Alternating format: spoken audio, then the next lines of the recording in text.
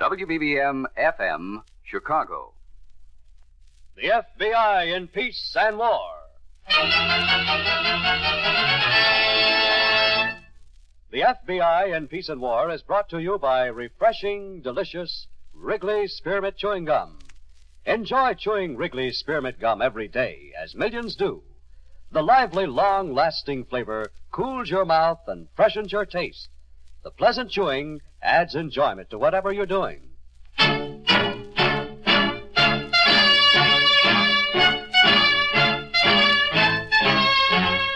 Another great story based on Frederick L. Collins' copyrighted book, The F.B.I. in Peace and War.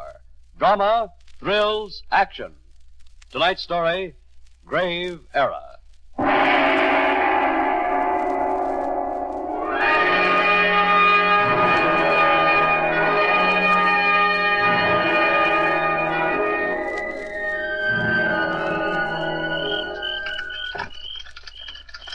Okay. And why not? There isn't a lockmaid that won't respond to the proper persuasion. Enter, my friend. Once again, Doc Percy has conquered the impossible. Nice work, Doc. Come on. I'm with you. Let's see now. The light switch should be right over here to our left. No lights yet. Ham, this is absolutely my first situation with lights. You're sure the family's not home? Doc, you move in the wrong circles. The best people never return from vacation till after Labor Day. Just where the blueprint said. Such elegance. Ham, tell me, why bother with all the intricacies of a racket when all we have to do is lift some of the elegance and call it an evening? Lift? Doc, what do you take me for, a common thief? There's the door to the library. The cabinet will be in there. All right, but my professional reputation is at stake. Who ever thought the day would come when Doc Percy would leave something in a house rather than take it? Oh, that's another thing. It's not Doc Percy. From now on, it's Dr. Persepolis.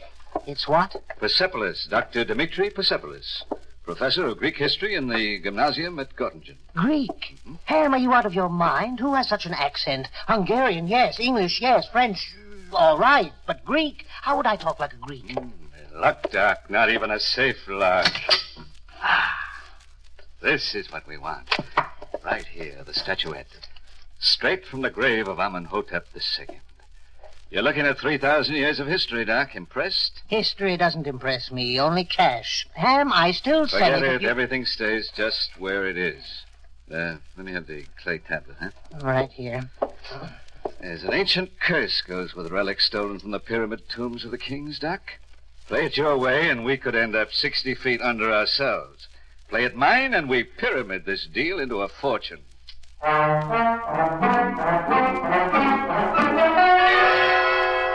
Abner B. Hamill, alias A.B. Hamilton, alias Abdul Bey Hamid, was one of the most talented swindlers who ever worked the so-called pyramid game.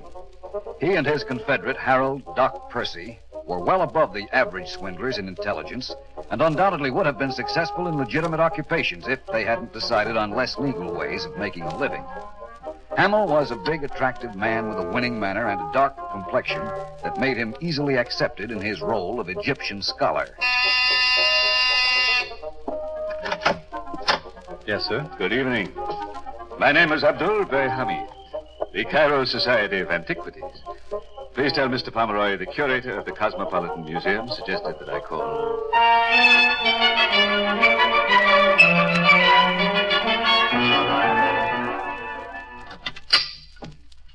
Well, there you are, Mr. Hammond, my entire collection.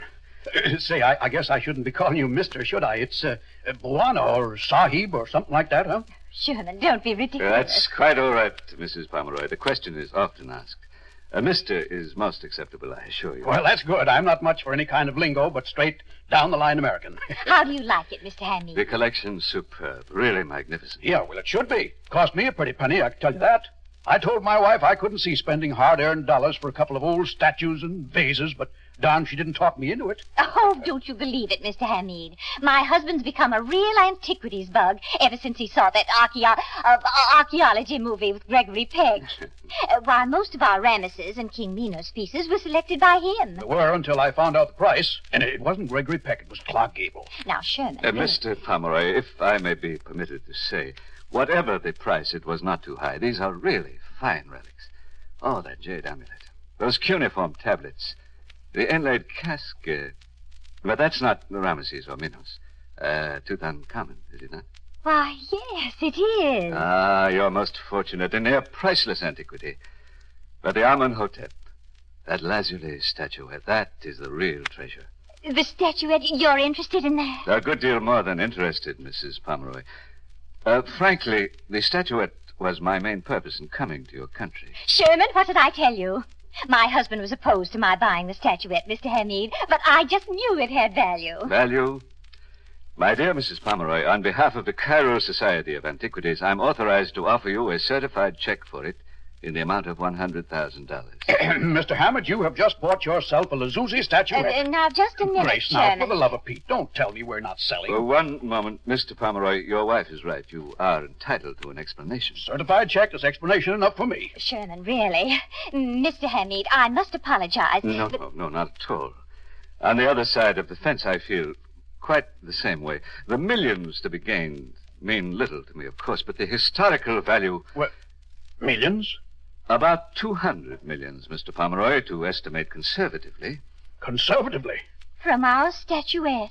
Well, not quite, Mrs. Pomeroy. 200 millions from the tomb of Queen Asthemheb, whose grave has never been located, and which is supposed to contain the richest treasure ever known to mankind. You don't say. But how does that connect with the statuette, Mr. Hamid? In this way, Mrs. Pomeroy. The connection goes back some 3,000 years when grave robbers located the tomb of Amenhotep II. Among the relics they stole and subsequently sold were 3 lazuli statuettes. They didn't know it, but in the base panel of one of those 3 was a clay tablet of hieroglyphics showing the exact site of the Queen's grave. You mean to say my I statuette? mean to say, sir, the other 2 are in the hands of the Cairo Society, and neither contained the clay tablet.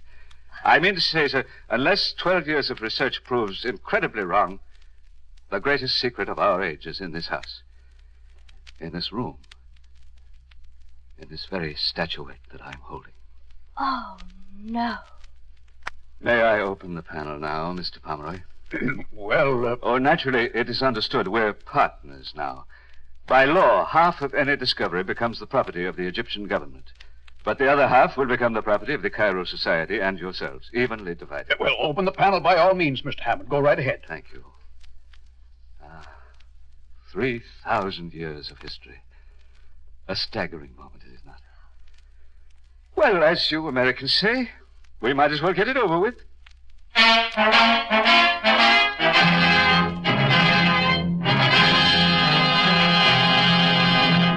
Back to Grave Era in just a moment.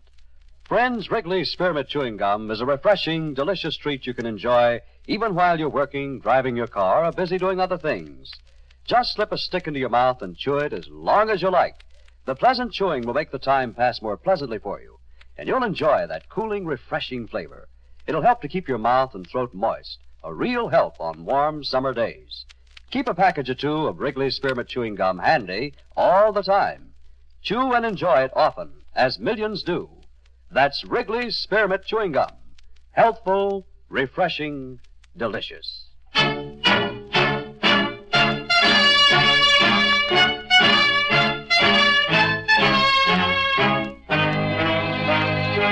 Act 2 of tonight's story on the FBI in Peace and War, Grave Era.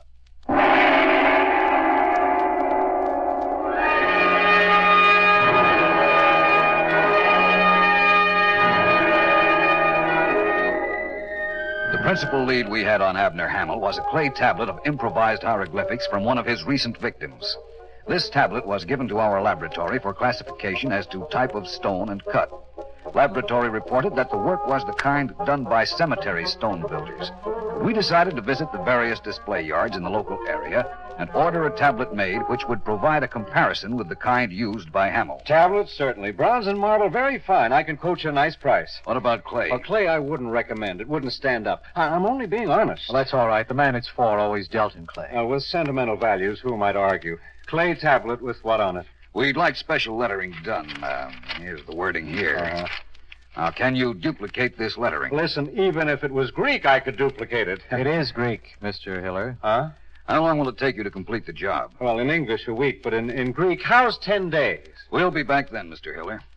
Let's go, Dave. The tablet will be ready, gentlemen. And if I say so myself, your friend will be pleased with my work. Haven't had one complaint yet, so help me.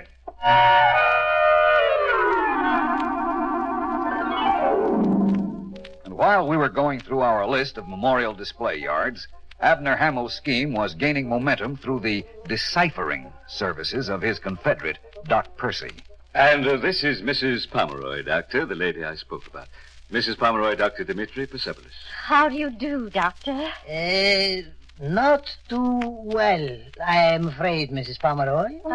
Yes, my heartburn has been troubling me lately, and I have a skin ailment that refuses to go away. That's too bad. I trust your health did not interfere with your work on the tablet, Doctor? Naturally, it did not interfere. I am Dmitri Persepolis. But in all my years, I have never seen such evasive symbols. All night long it took to decipher. Oh, they will come to bury me before the week is out. Doctor, couldn't you let us know now what you found? What else am I doing? I have my findings right here, all written down for you. No, that's my lumbago prescription. That reminds me, I'm just out of capsules. Here we are. I knew it was somewhere. Now, let's see. Where did I put my glasses? You have them on, Doctor. Oh, yes. Why, so I have. Now, you understand, this will be literal. Every word I put down exactly as it was carved into the clay centuries ago. You know, I'm as blind as a bat without these glasses. Dr. Persepolis. Read and stop talking, I know. All right, then. Amenhotep, great king, king of kings. All ancient cuneiform begins in this manner. Very interesting. Very. Go on, please. Yes. King of kings, O God Osiris He. Atop the pyramid of Tuthotep, great king, king of kings, there stands a temple.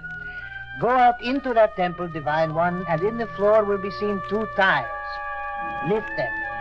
Beneath there will be a chamber cut in the rock, and at the end a loose wall. Move it aside. Within is a deep well. Go down into that well, and there will the divine one behold the treasure-laden grave of that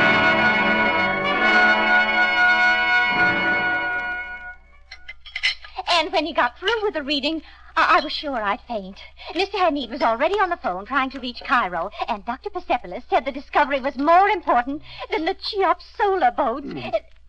Sherman, will you stop eating and listen to me? Oh, I'm listening now. What's eating got to do with listening?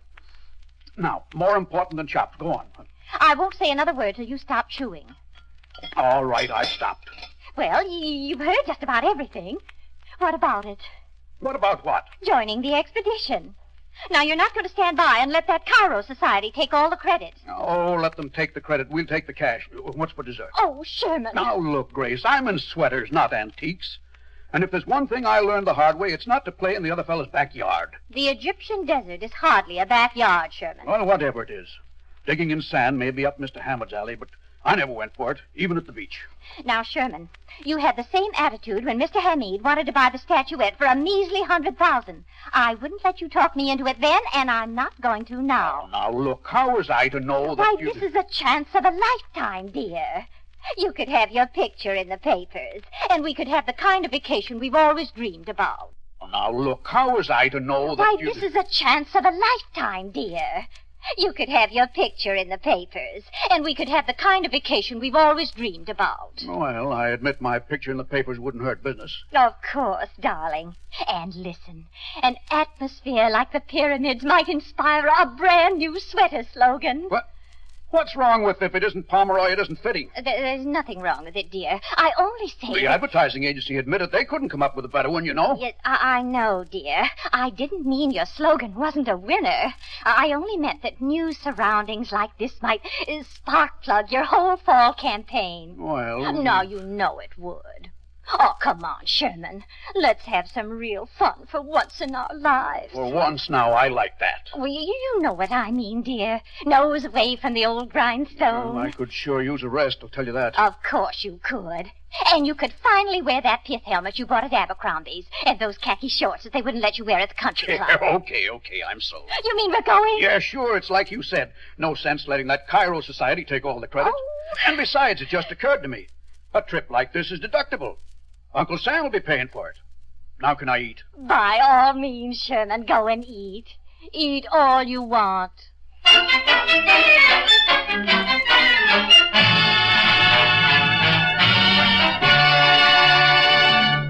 Back to Grave Era in just a moment. Friends, next time you chew a stick of Wrigley's Spearmint Gum, notice how cool and fresh it makes your mouth feel. That's because Wrigley's Spearmint Gum has lots of lively, refreshing flavor in every stick. The minute you sink your teeth in, that delicious, cooling flavor begins to freshen your taste and relieve that hot, dry feeling in your throat. It sweetens your breath, too. And the pleasant chewing adds enjoyment to whatever else you're doing. So chew and enjoy good-tasting Wrigley's Spearmint Gum every day, as millions do. That's Wrigley's Spearmint Chewing Gum. Healthful, refreshing, delicious.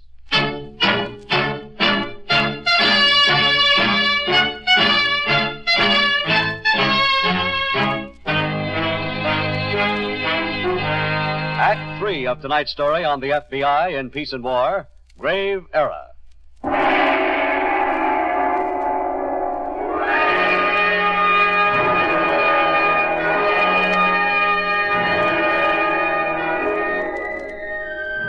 When we had received our various clay tablets from the display yards, the laboratory technicians compared them with the one used by Hamill. It was definitely established that Max Hiller had done Hamill's work.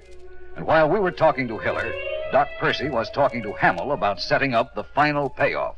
And that's all I do, Ham? Call you at Pomeroy's during dinner? That's all, Doc. Call me without Greek accent. Only make sure that it's clear that the call is from Cairo. Cairo. I knew it. Ham, you keep making things so fancy when it could all be so simple. Not fancy, Doc. Smooth, clever, and above all, professional. I still like it nice and easy, like that last job. Oh, nonsense. This is the easiest thing we'll ever pull. All it takes is a long-distance call during dinner. The Society wants to maintain absolute excavation secrecy. It's better if a private individual makes out the checks. Now tell me, what's easier than that?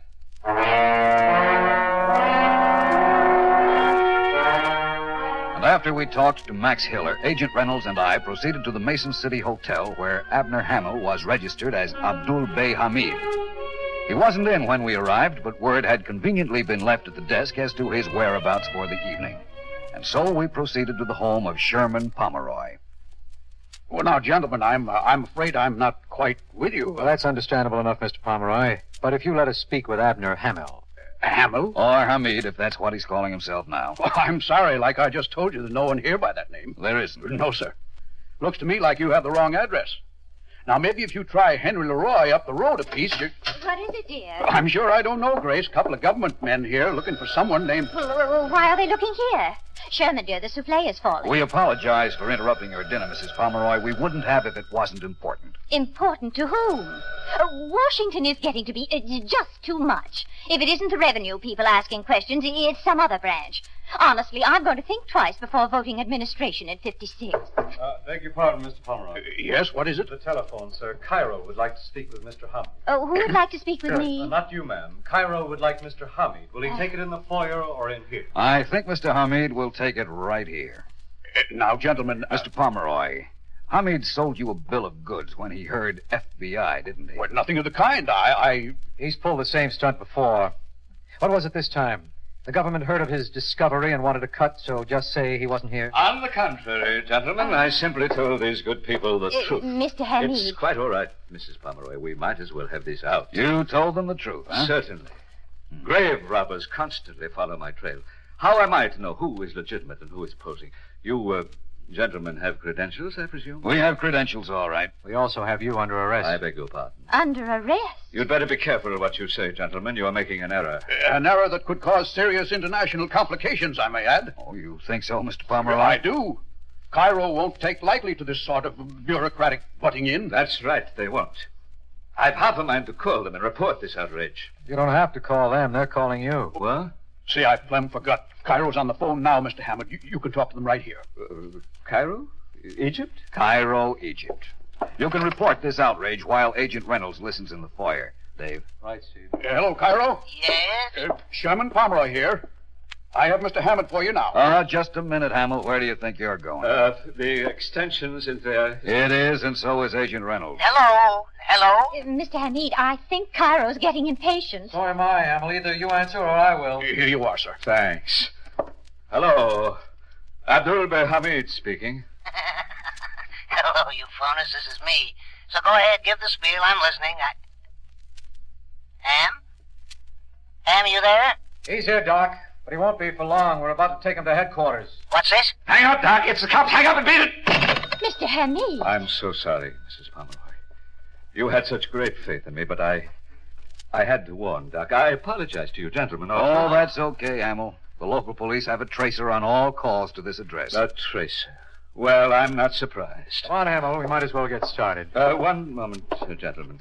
Mrs. Pomeroy, Yes? it seems that my belongings and I are about to be parted presently, and I wouldn't want this to fall on evil hands. As mutual lovers of antiquities, will you care for it until my return? What is that thing?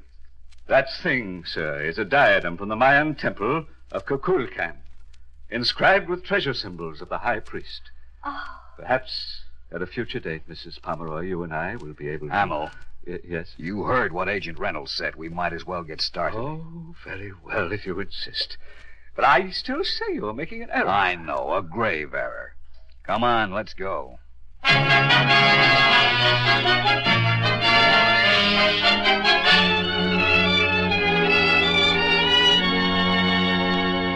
Abner B. Hamill and Doc Percy pleaded guilty to the numerous charges of fraud and threw themselves on the mercy of the court. Both received sentences of 3 to 5 years in prison. Hamill's confession implicated Max Hiller, who nevertheless convinced a jury that his part in the swindle was only incidental. Accepting the recommendation for clemency, the presiding judge put him on probation for a period of 2 years. The Lazuli statuette still stands in the cabinet of the Pomeroy home, and our books are closed on the lively scheme that wound up a grave error.